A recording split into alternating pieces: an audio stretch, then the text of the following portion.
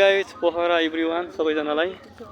तपाईहरुलाई यहाँ देख्न सक्छौं एउटा नयाँ दृश्यहरु देखाउन चाहन्छु हैन अद्भुत कला भन्ने हुन्छ नि त सायद अब यहाँबाट कसैले पढ्न जाने भने यो चाहिँ मेरो यो के हो तपाई सर्प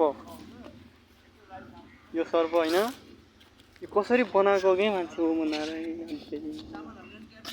यस्तो यहाँ अद्भुत कलाहरु यो यस्तो अद्भुत कला नि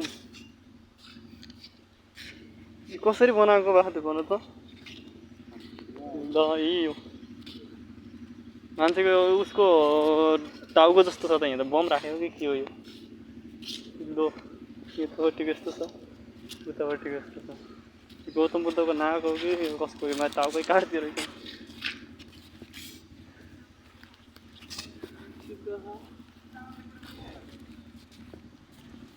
यो अद्भुत कलाहरु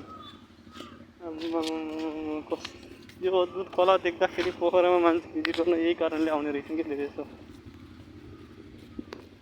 यो अद्भुत कला आँखाको नानी यो चाहिँ बाबा यो चाहिँ मैले देखेँ है खतरा सबैभन्दा हिँडेको खतरा मलाई लागेको है अद्भुत कला यो हाम्रो माछापुच्छ्रे हिमाल जस्तै देख्छ के हो यो कि डाइनोसर हो के हो तपाईहरुले कमेन्ट गर्नु त कस्तो देखिरहेछ हैन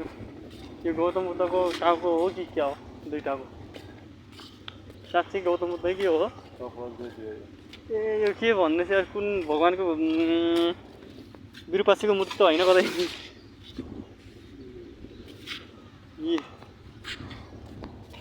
ल यो कहाँ हो तपाई कमेन्ट गर्नु होला यस्तो मैले देखाइरहेको छु गाइस यहाँ चाहिँ यस्तो अद्भुत कलाहरु छ कि हैन सायद मैले आफै ब्रिफिङ गर्न र मैले यहाँ के देखाउन पनि यहाँ मलाई पनि यस्तो लागिरहेछ कि मैले पनि शेयर गरौँ भन्ने मनमै आइसक्यो के ल हुन्छ गाइस यस्तो हेर्दै गर्नु होला कमेन्ट हान्दिनु होला सब्स्क्राइब लाइक शेयर अनि अलिकति सपोर्ट र माया देखाइदिनु होला भन्ने मैले आशा गरेको छु हस् धन्यवाद सबैजनालाई एभ्रिवान फेरि भेटौँ